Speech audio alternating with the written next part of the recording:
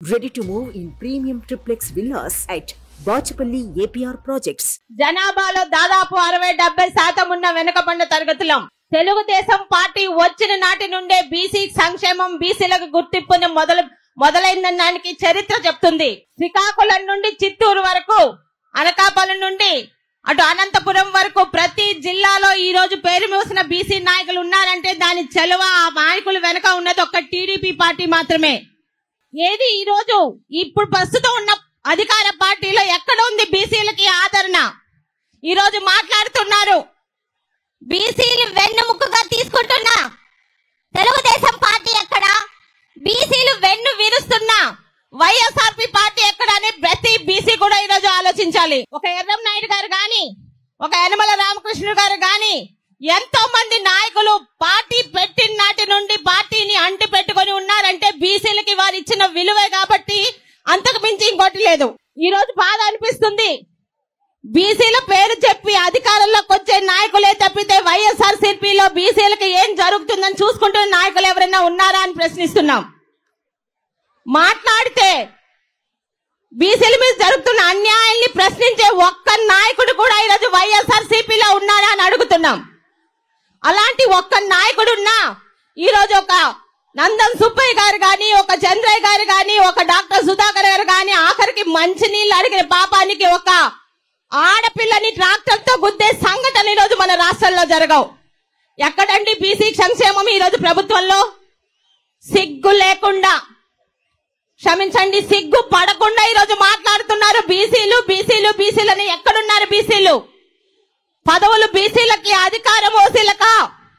ఈ రోజు రెడ్డి అని తోక తగిలించుకున్న 6 రెడ్లకు తప్పితే వైఎస్ఆర్పీ పార్టీ అధికారంలో కానీ ఎంతమంది బీసీలకు ఈ రోజు అధికారం చలాయిస్తున్నారో చెప్పమని చెప్పండి.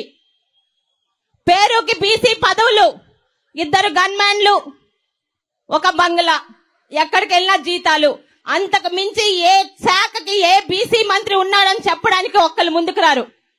రావాలంటే తిట్టడానికో తిట్టించుకోవడానికో బీసీ మంత్రులు తప్పితే దేనికి బీసీ మంత్రులు ఈ రోజు వైఎస్ఆర్పీ పార్టీ ఉపయోగిస్తుందో చెప్పమనండి. ఈ రోజు తెలుగుదేశం పార్టీ రావడం ఈ రోజు ఆంధ్ర రాష్ట్ర ప్రజానికి ఆవశ్యకమే కాదు, బీసీలకు కూడా. ప్రతి ఒక్కరూ ఒక నందం సుబ్బయ్య గారి లాగా చనిపోకుండా ఉండాలన్నా, పట్టపగలు రోడ్డు మీద చంద్రయ్య గారి పీక కోసి చంపేయకుండా ఉండాలన్నా, అక్కని ఇబ్బంది పెడుతున్న పాపానికి ఎందుకు ఇబ్బంది పెడుతున్నారంటే ఒక సోదరుడు అమర్నాథ్ గౌడ్ ని తగలేసే రాకుండా కార్యక్రమాలు జరగకుండా ఉండాలన్నా, ఈ రోజు మన రాష్ట్రం సంక్షేమంగా ఉండాలన్నా తెలుగుదేశం పార్టీ ఆవశ్యకత ఎంత ఉంది? ఏ బీసీలకు ఈ రోజు అధికారం ఇచ్చారు? ఎన్ని కార్పొరేషన్స్ ఉన్నాయండి జగన్మోహన్ రెడ్డి గారు? పేరుకి కార్పొరేషన్లు, కార్పొరేషన్ చైర్మన్ కు ఒక జీతం, అందులో ఉన్న మెంబర్లకు జీతం. 4 సంవత్సరాలుగా ఏ ఒక్క కార్పొరేషన్ లో ఒక్క బీసీకి కనీసం ఒక సైకిల్ గాని, ఒక జీపు గాని, కనీసం పనిపుట్లు ఇచ్చిన పాపాలు పోలేదు. ఈరోజు బీసీ పార్టీలని చంకలు గుద్దుకుంటున్నారు. కర్మ ఏంటంటే ఆ వైఎస్ఆర్పీ పార్టీలో ఉన్న నాయకులు కూడా వాళ్ళు అధికారంలో రావడానికి, పదవుల్లో రావడానికి బీసీ అనే కార్డు ఉపయోగించడం తప్పితే ఒక్కసారి అధికారంలోకి వస్తే బీసీలు ఎవరో వాళ్ళకి కనిపించరు. మా శ్రీకాకుళంలోనే మొదలు పెడదాం.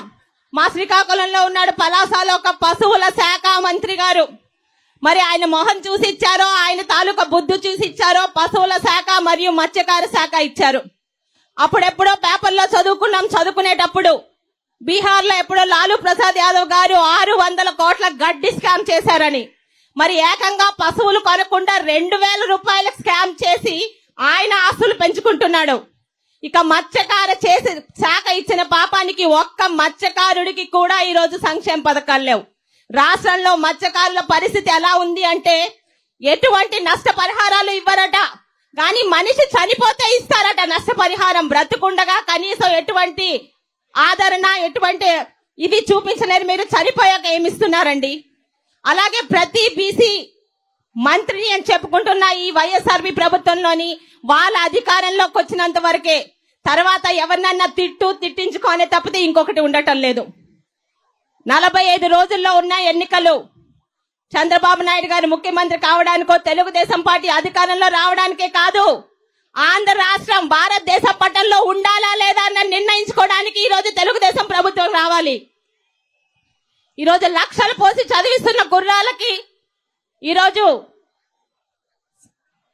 చికెన్ మాటలు మటన్ మాటలు కాదు. ఒక హైటెక్ సిటీని తీసుకొచ్చిన చంద్రబాబు నాయుడు గారు మళ్ళీ మనకి రావాలి. ఆంధ్ర రాష్ట్రాన్ని గర్వంగా భారతదేశంలో నంబర్ 1 గా నిలబెట్టే నాయకుడు మనకు కావాలి. ఈ రోజు మరి చంద్రబాబు నాయుడు గారికి తోడు పవన్ కళ్యాణ్ గారు అయ్యారు. ఇద్దరు నాయకులు ఎటువంటి భేషజాలు లేకుండా ఆంధ్ర రాష్ట్రం గురించి ఎన్నో మెట్లు దిగొస్తే మనకెందుకండి ఈరోజు భేషజాలు? ప్రతి ఒక్కరు ఈరోజు జైహో బీసీ సభకు వెళ్ళాము, విజయవంతం చేశానని చెప్పుకోవడం కాదు.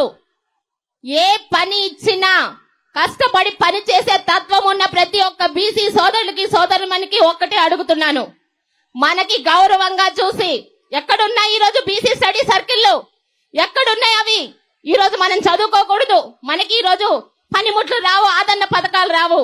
ప్రతి ఒక్క బీసీ సోదరుడు కూడా వచ్చే 45 రోజుల్లో మన తాలూకా ధ్యేయం ఒక్కటే, ఇక్కడి నుంచి వెళ్ళినప్పటి నుండి ప్రతి ఒక్కరు 100 మంది బీసీల చేత తెలుగుదేశం పార్టీకి ఓటు వేయాలని ప్రమాణం చేసి ఇక్కడ నుంచి కదలాలని కోరుకుంటూ, మరి ఎంతరో పెద్దలున్నాయి సభలో, నాకు కూడా మీ ముందు మాట్లాడే అవకాశం ఇచ్చిన ప్రతి ఒక్క నాయకులకి పేరు పేరున ధన్యవాదం తెలుపుకుంటూ, జై తెలుగుదేశం, జై జనసేన, జై హో బీసీ.